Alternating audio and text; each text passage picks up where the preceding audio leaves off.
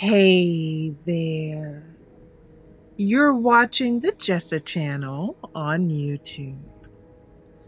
I'm Jessa, and today I am here with more Skyrim. Kinlen and her companions have made their way south, here to Helgen, to report in and meet with, again, Marcus Janus. Marcus Janus is an old acquaintance of Kinlen's father, General Tullius. And General Tullius asked Kinlen to look into a matter that Marcus was concerned about. Marcus's brother and his family may have been at Helgen, and Marcus wants to find out.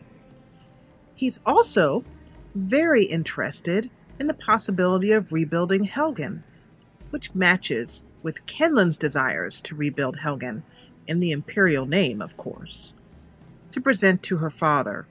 Her ulterior motive is that her father may forgive her for her taking so strongly to the orc blood proving that she had to do in Season 2, and her new orc bloodkin nature and devotion to Malakath. It is about 3:17 on a Morndis, and the 30th of Hearthfire in the 4th era. And Kinlen has come in. It's been a cool day today on the long walk down from the fort in which we took, Fort Dunstad, which we took in the last episode. And now we are 3 companions, because Valgus is here, and of course her 2 hounds, but we left Brock, the bowman, in charge of the fort. So, Kinlen, still with her red hair, is going to walk down, leave the followers here. Valgus, could you feed the dogs, please? And walk down to see what Marcus Janus has to say.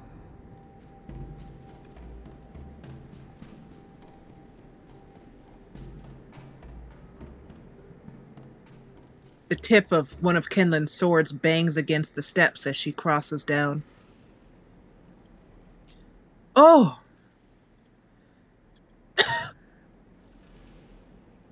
That is not good. What could have possibly caused this?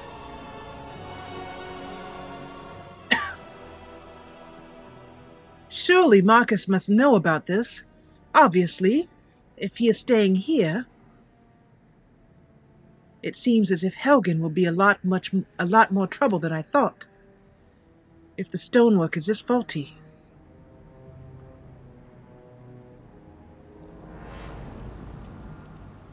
Ah, but they've made it quite home-like in here. Homely. There's fresh stew on the fire. Ah, Valerius, was it? Hello? Kinlen sees Marcus and walks up to take a seat. Marcus, I returned from the north. I received your letter by courier, and I have returned from the north. It seems you wanted to see me. Dragonborn? I always heard the legends in my childhood, but I always thought they were fairy tales. But they're true. There has been some rumor in the wind, but I have not seen any dragonborn for myself. But you did say you wanted me to return. Ah, yes, we've been waiting for you. Now that you're here, we have a matter of grave importance to discuss with you. So you really think this nonsensical plan of yours will work, Val? Janus, it has to work. We have no choice. Now then. Reporting as ordered, sir. Good. That armor looks good on you two. Well, it itches, and it stinks. It's got a dead man in it. What do you expect? So, now that we're all here, Valerius, would you like to fill in our friend on your plan? Did you ever stop to wonder how my men and I came to this place? I cannot say that I have. I imagine, since the Civil War is such a pressing matter here in Skyrim, that it may have something to do with that. Or perhaps even to spy on the Thalmor? Well, yes, but that's not all of it. Up until a couple of weeks ago, we were still in Cyrodiil, and our sources began reporting on new Thalmor activity taking place south of here. Rumor was that they were turning an old fort into a prison for captured Talos worshippers. And I deemed the reports credible enough to investigate. I sent my best man, Korst, on the mission. He was ordered not to confront them, but to observe only. Unfortunately, he did not return, and I'm afraid something went very wrong. Korst. I see.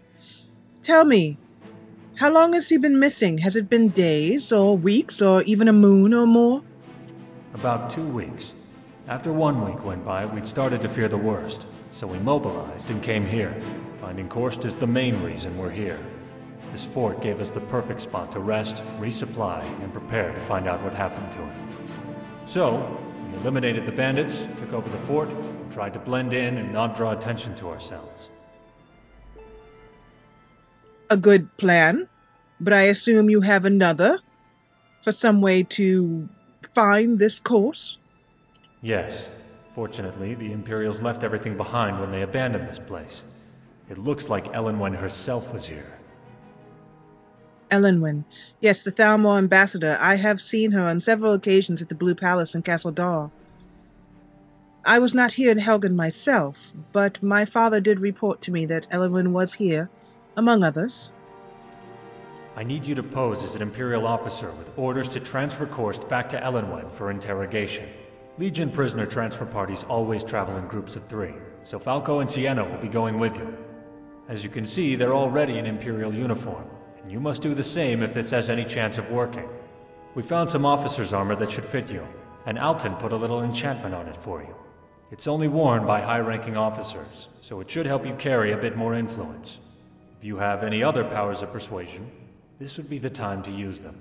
Perhaps between the two it will be enough for this to work. A slow smile spreads over Kinlen's face.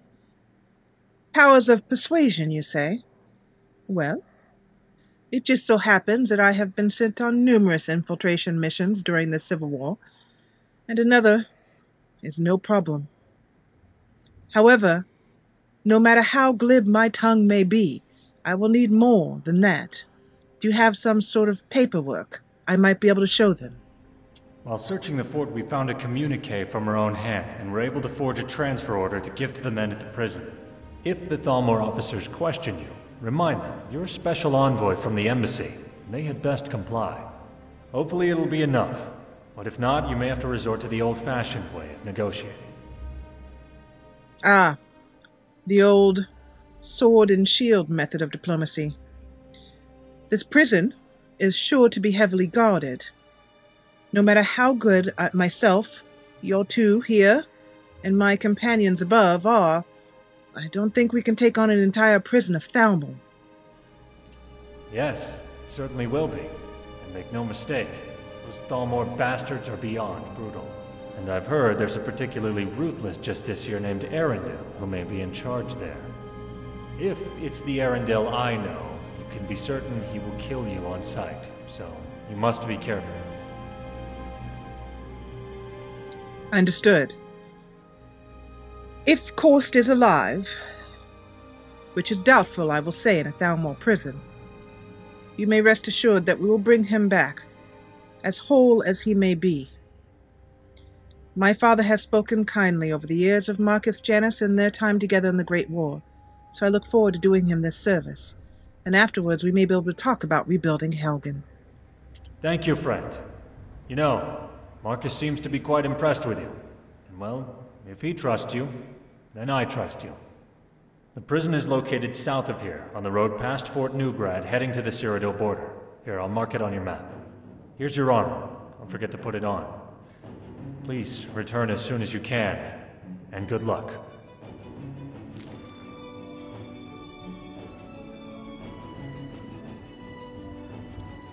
Well, your names? Falco? And what is your specialty, Falco? I see. Good with a sword. Handy.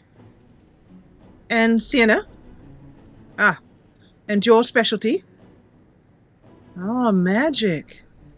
Can you do healing spells? Ah, good. Well, you may also back up our healer, Valgus.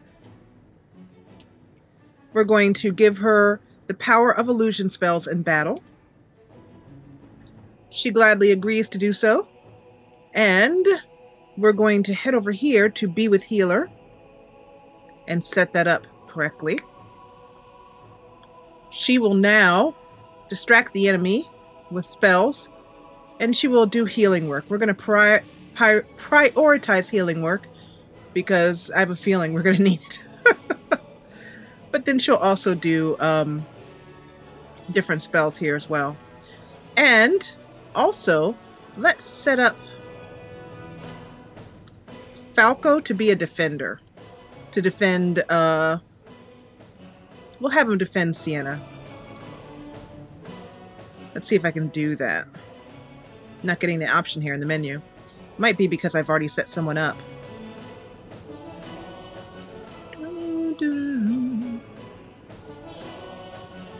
Okay, good. So that's taken him off of the list. Let's see if I'll get this option now. Yep, let's protect. He's asking who to protect. And we're going to have him stay by Sienna. It seems appropriate that they would protect each other. Fine, you're with me.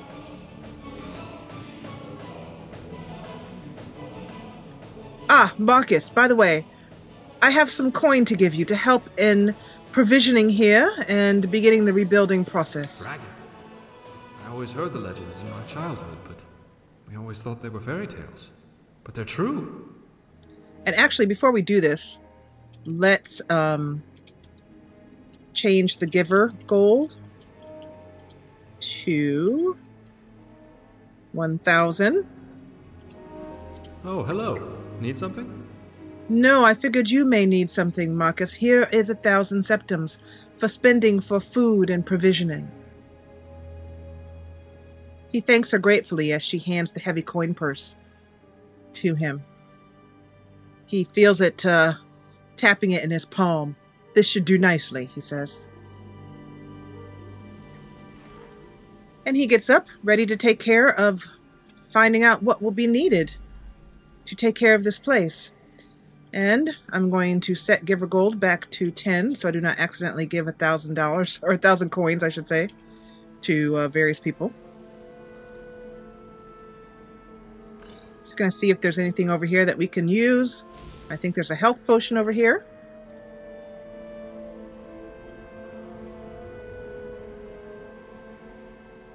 I do not want to take more than I need. Just a few potions to help. Should take care of things. That smells delicious. If we haven't anything good in the packs, then I'll get some soup and share it around. And then glances over her shoulder to make sure that her followers, her new companions, I should say, are still with her. The hounds look up from munching on a meal. Valgus! Ah! Sienna, Falco, this is Valgus. He is a healer and a good friend. These are the hounds, Miko and Scout.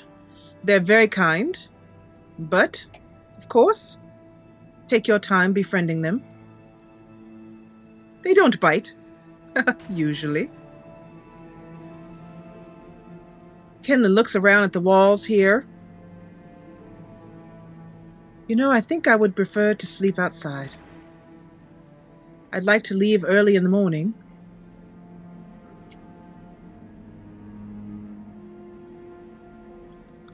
And get an early start on this.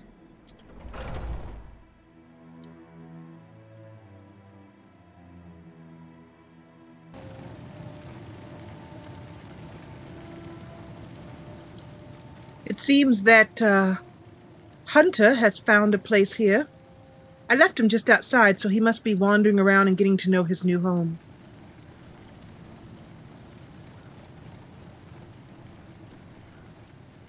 Kinlen takes out her timepiece. About dinner time, wouldn't you say?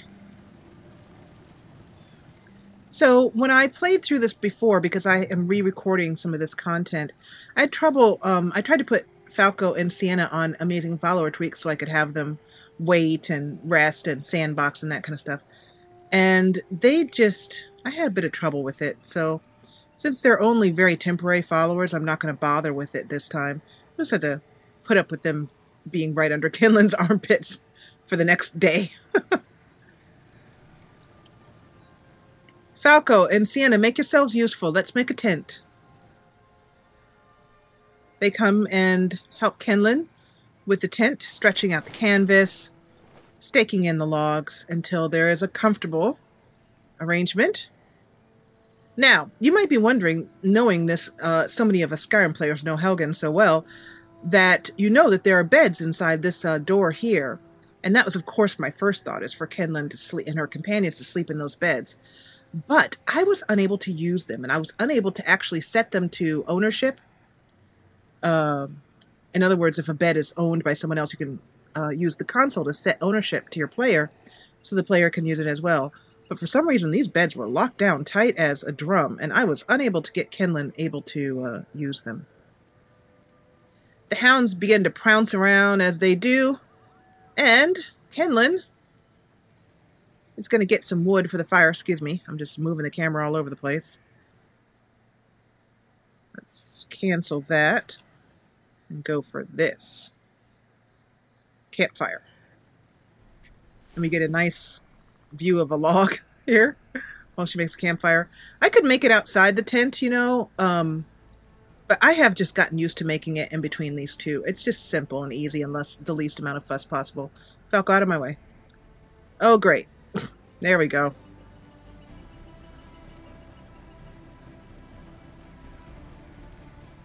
I'm going out to get some firewood. Do you need any? A bit? All right.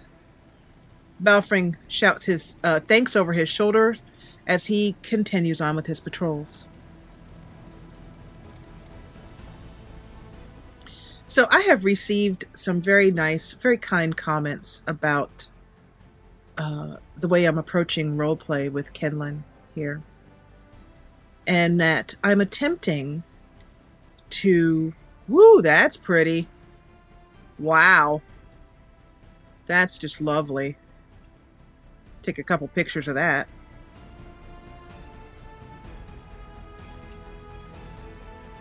Kinlen marvels over the view as it heads towards sunset.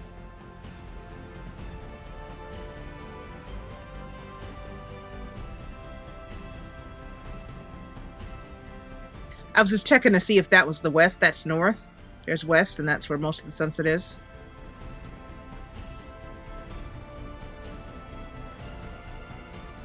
Falco, make those muscles of yours useful, or not.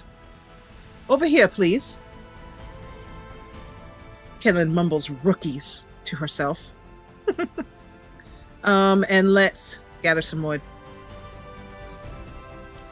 There are no trees around here, despite the fact that we're looking at a tree. Let's try another one.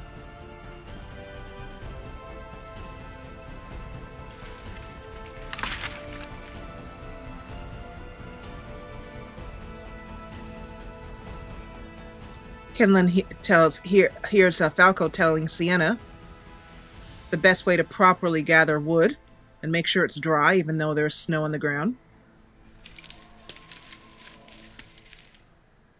In any case, I was saying that my goal was to make this Let's Play very much like listening to an audiobook.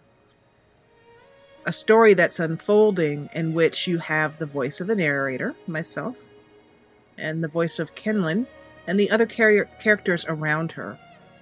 So I've discovered a couple of neat tricks for being able to do so. And you saw me do one earlier, which is just basically talk to another character and respond as if they're speaking, is a very basic one. Because in my imagination, they did speak. And I'm finding it to be very satisfying. It's very different from my first Let's Play in Skyrim of Mala, in which I played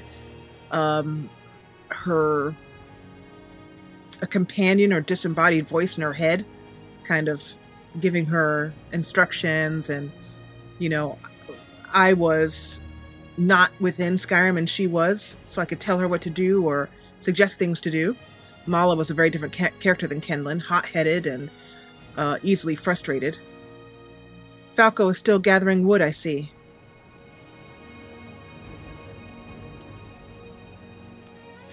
Kinlen's definitely more calm and measured. Sienna, I don't know about you, but I've had a long day. I think we should get a bucket of water together and have a bit of a wash down over here privately. And Kinlen does so. We're going to have her wash. And while she's doing so, she's thinking about how she's going to carry out this next infiltration. I think a good thing would be to look at this armor they've given me and see if it will be enough. The problem with this is that I will not be able to go in disguise. Sienna also takes a bit of a sponge bath, and Kinlen spends some time getting to know her and just chatting, as two women might do when they're just trying to keep clean from the dirt of the road. And somewhere we lost Falco there, but hopefully he'll show up again eventually. In any case, Kinlen decides to look at the armor that they've given and see what she's going to do about getting the character. Someone that will be a story that the Thalmor will buy, basically, is what I'm trying to say. She rifles through her pack where she put the armor. Ah, she takes out the heavy armor covered with a bit of rust, clunky and dirty, and frowns at it. Well, this won't really do. I've noticed that Falco and Sienna both look like they're wearing a mishmash of armor, which, as I know my father would never allow, doesn't seem to bode well. So if I'm going to be the lead officer, I should at least look proper. I think I shall get some more armor. Kinlen's going to look around the Helgen Keep, and with some effort and searching, she's going to find the armor she needs. So the reason why I'm giving Kinlen more armor, well, actually, let's just give it to her, and then I'll explain.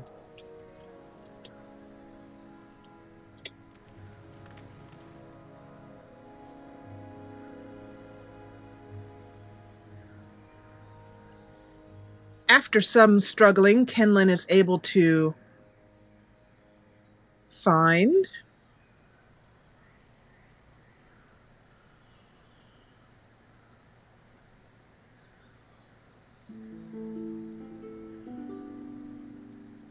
I'm going to scroll down to feet here. Some boots that look a little bit scuffed, but in general are well taken care of.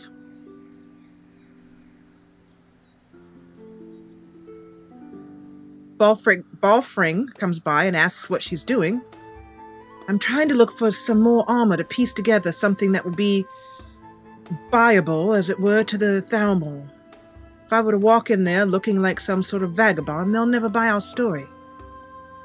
He says, well, I saw some greaves. Ah, yeah, these over here in the corner. There's one, and here's the other one. If you give those a bit of a polish, they should look good.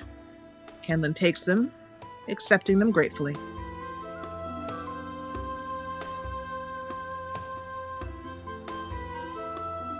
Now the one thing that I will need, she says, with a hand on the hip. If I walk in there, as I am now, even with my red hair, I will be immediately recognized. I need some sort of hood, or even better, some sort of helmet. Let me look in this chest here.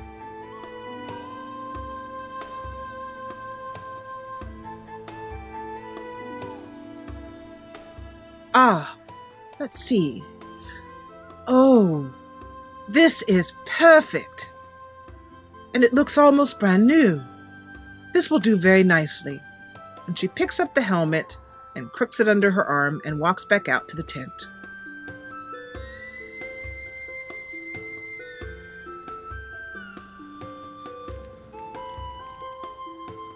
Kinlen looks over her armor, her effort of the last few hours. Boots, bracers, helmet, and Imperial officer armor. She's going to spend the rest of the evening, which takes some time, cleaning the armor and instructing Falco and Sienna as to how to tighten their straps and clean the armor, using buckets of snow melted over the fire and a bit of the soap that Kinlen always carries in her pack.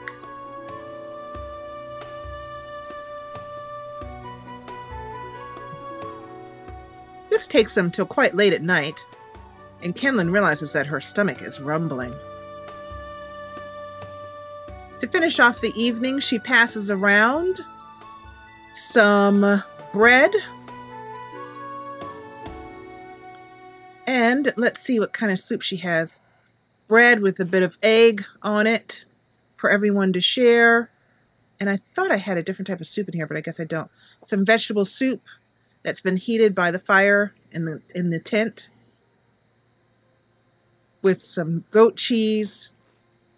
And finally, for dessert, she shares around some apple dumplings. Valgus tells a few stories of his father, an old healer. And Balfring even sings a bit around the fire, keeping a wary eye, of course, as he needs to keep his patrol, but stopping by from time to time to sing an old song of Cyrodiil.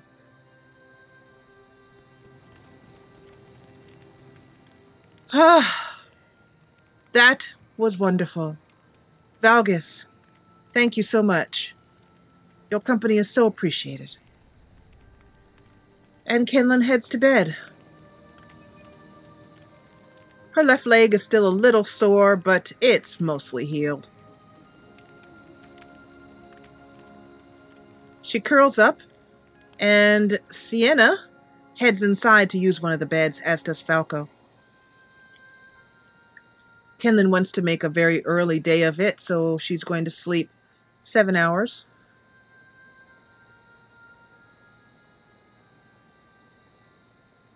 She has dreams again of the orc blood proving, which she regularly dreams about.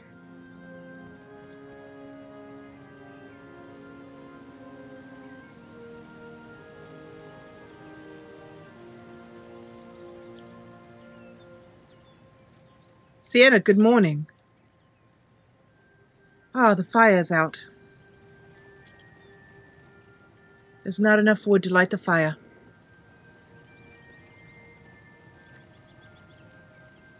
So it would be nice if I could tell followers to go and get the firewood. That would be great. Unfortunately. And I wonder if Falco got stuck outside or something. No, the gate is open. I don't know where he is.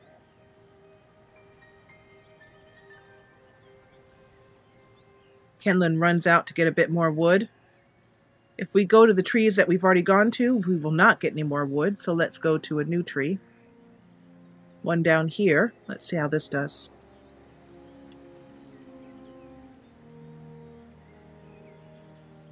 No trees. Those are not counted as trees. Let's see. It seems like these tall ones are not. Maybe because they're added by a mod I have called Skyrim Floor Overhaul. That might be it.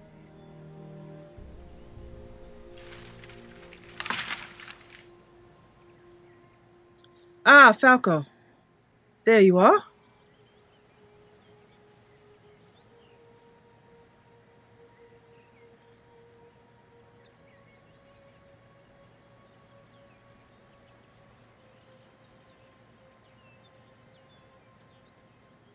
The birds are just beginning to wake.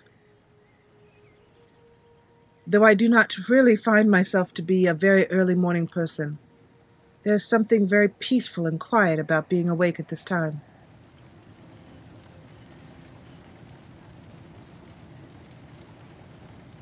Good morning, Balfring. He says, holding his head. Did you have a bit too much, hot ale from around the fire to drink?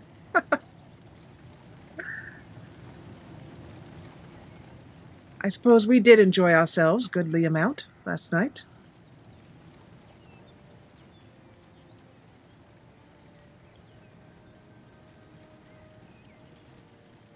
That fire, so helpful, so important. Well,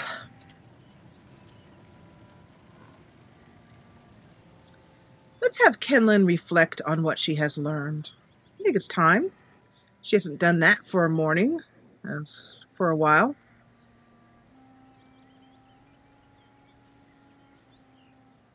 So, every night that you sleep, up to, I believe, 8,000 points, you get rest points, which I believe can be used to bolster your XP points if you want to buy a perk point. I think that's how it works. We have a lot of XP points to use here, and I think I am going to use them on a perk point. I have the skills that I want up as high as I... Nope, wait, I spoke too soon. Speech is still at 93. But honestly, I think I need perk points more right now. So I'm going to buy one of those. Perhaps 2. And I don't think that gives us any other points that we can spend here. Nope. We could add a point to smithing. But I think I'll just save the points and bank them up.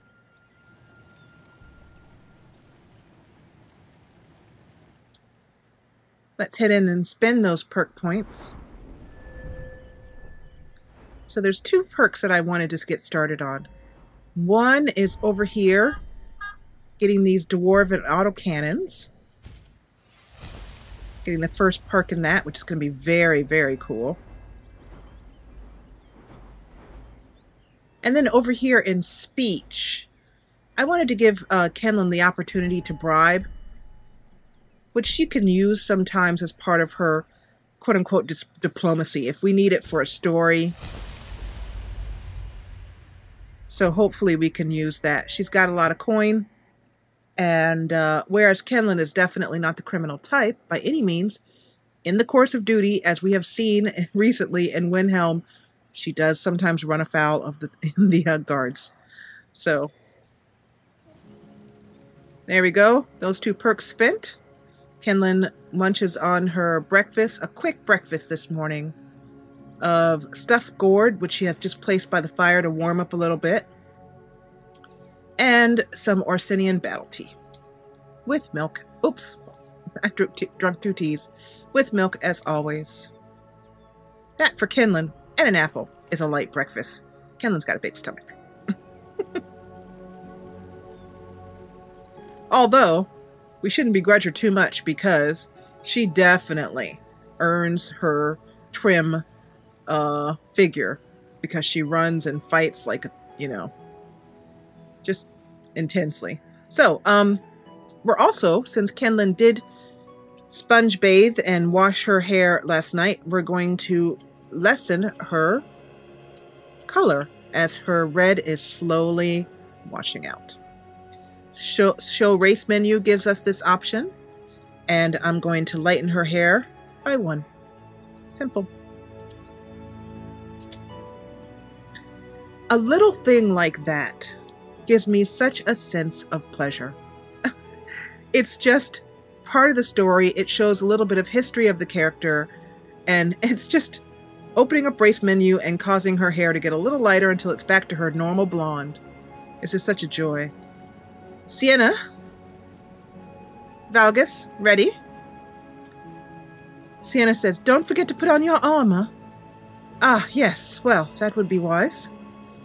Kinlen takes out her pack, and Valgus very wisely turns around, while Kinlen finds a private spot over there in the corner, and Sienna helps her into her armor.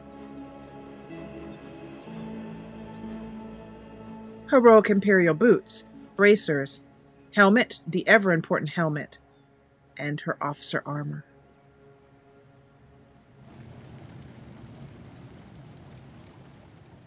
Well, Sienna, how do I look? Kinlen's voice comes out hollow through the mesh of the face mask of this helmet. Sienna nods with approval, I should say. Yes, you've cleaned the armor well. It looks very good. And my armor feels much better. Thank you for showing me how to tighten the straps. Ah, you're welcome, Sienna. No worries. Valgus! To the hounds! To me!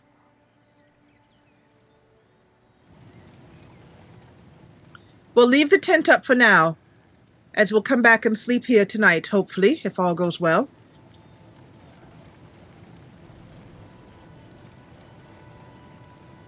So, I will need some sort of name to use. I cannot use my own, and in case I'm asked for more information. I've been giving this some thought as I slept, and had my breakfast this morning. I don't know where Falco keeps disappearing to, but I hope he comes back in a minute. As we leave, we're leaving out of this door. There was, or is, an Imperial officer who is very loud-mouthed and often wears this helmet and type of armor. And she is brash and full of bluster. What is her name? Kinlen taps her chin and then bumping it on her helmet. Remember, she has a helmet on.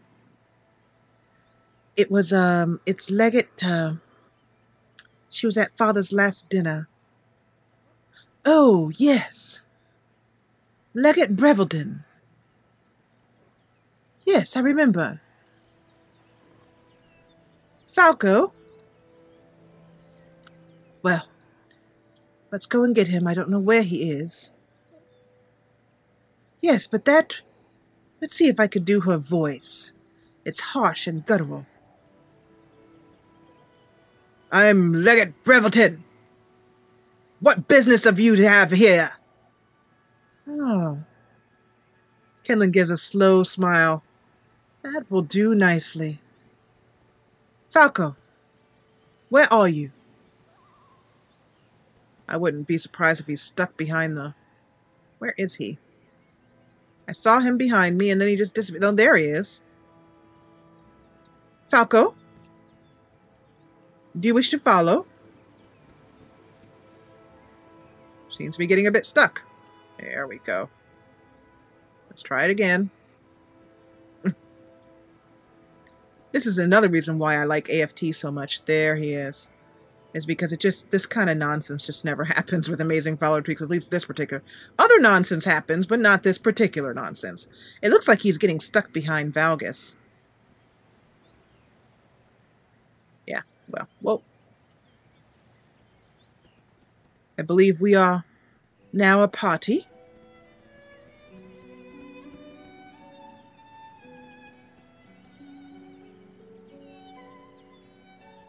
All right, Falco, Sienna, Valgus, listen up. I will be going under the name of Breveldin. You may call me sir. Do not refer to me as madam. Valgus, you will be our prisoner that we are offering in exchange in a prisoner transfer. Let me do the talking. Keep your weapon or your magic staff behind you or put away. Sienna, Falco, are we clear? They both nod eagerly, looking slightly afraid, but ready for battle. Sienna lifts her shoulders and shrugs. Yes. Well.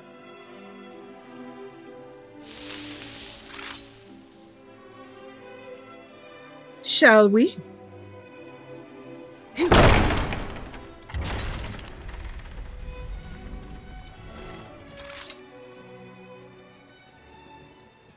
Kinlen looks wistfully at the carriage man, pulls out her map to find her way. It looks like we need to go up this path.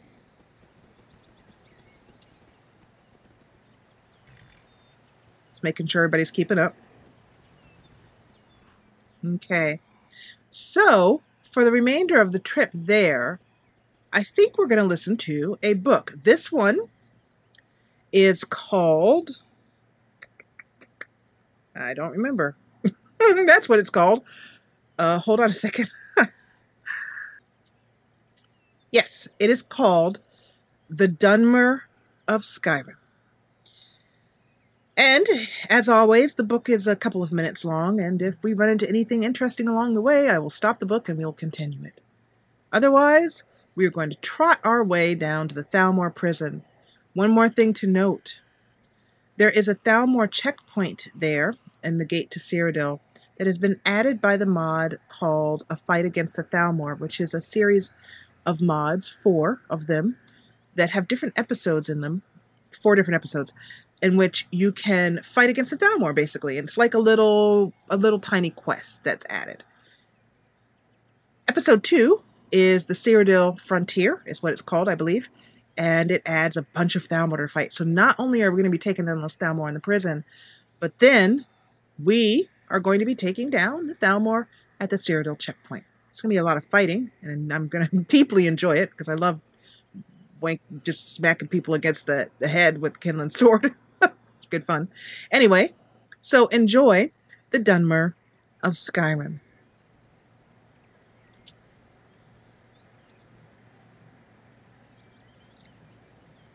The Dunmer of Skyrim by Ethal Saris. Dunmer. That is our name. Yet you deny us even this courtesy. You, the white-skinned, jaundice-haired apes of this god-forsaken frozen wilderness. To you Nords, we are the gray ones, the ashen skin, the dark elves of Morrowind, who have as much place in your land as an infection in an open wound. Oh yes.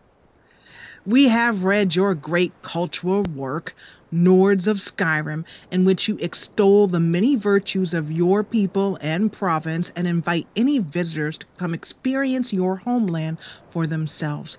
Well, come we did, Nords, and the reception was less than was promised, but exactly what we expected.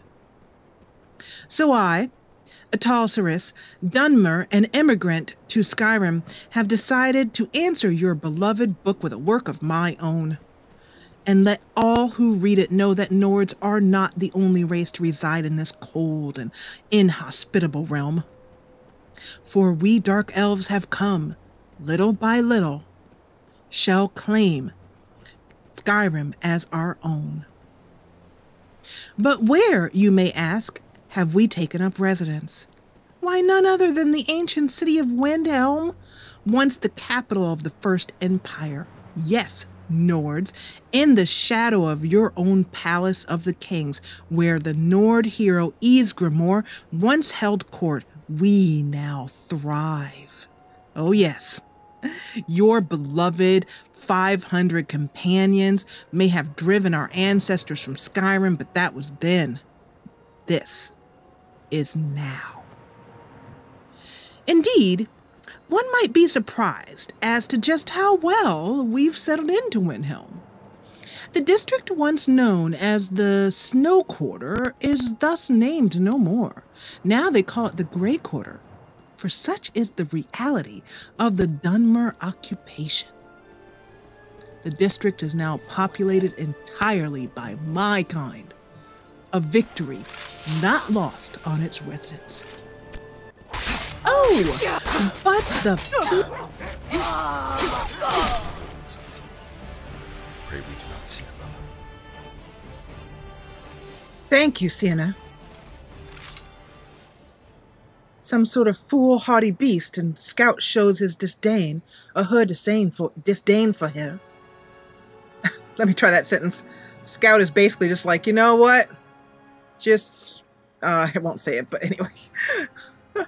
And Scout is floating, like that sometimes happens.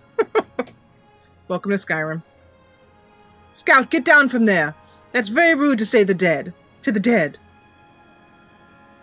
Scout jumps down, gives a little whine. Anyway, back to the book. For occupation goes even further. Thirsty? You'll find no Nord Mead Hall in the Grey Quarter, but the spirits flow well enough in the new, nicest corner club. Seeking a respected family? You'll find no Greymanes within these walls, but perhaps you'd like to pay a visit to the home of Belen Hilalu, descendant of one of the most noble houses in all of Morrowind. But no, you Nords don't come to the Grey Quarter, do you? You fear our streets, as you fear our skin.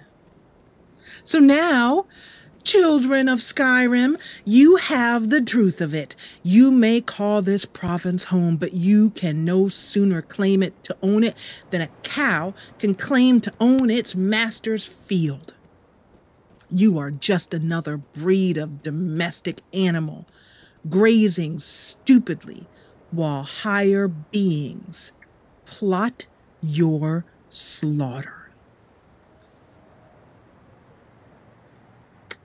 Well, that was thrilling. I rather put some gusto into that, didn't I? I recorded that months ago because I tend to record numerous books at once. And it turns out that, which I didn't know at the time, that the cord that connects my microphone, the USB cord, was faulty. So that's why I was getting a little bit of that crackling feedback on the audiobook.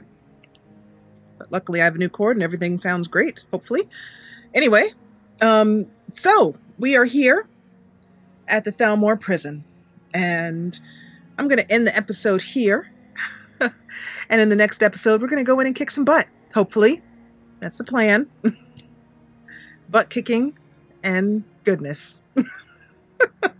Butt kicking for goodness. Okay, anyway. So I want to thank you so much. I'm so glad you joined me for this episode. If you enjoyed what you saw, please hit the thumbs up button below. And if you loved it, join the party and subscribe. I'll see you back here for more Skyrim in the next episode. And as always, thank you so much for watching.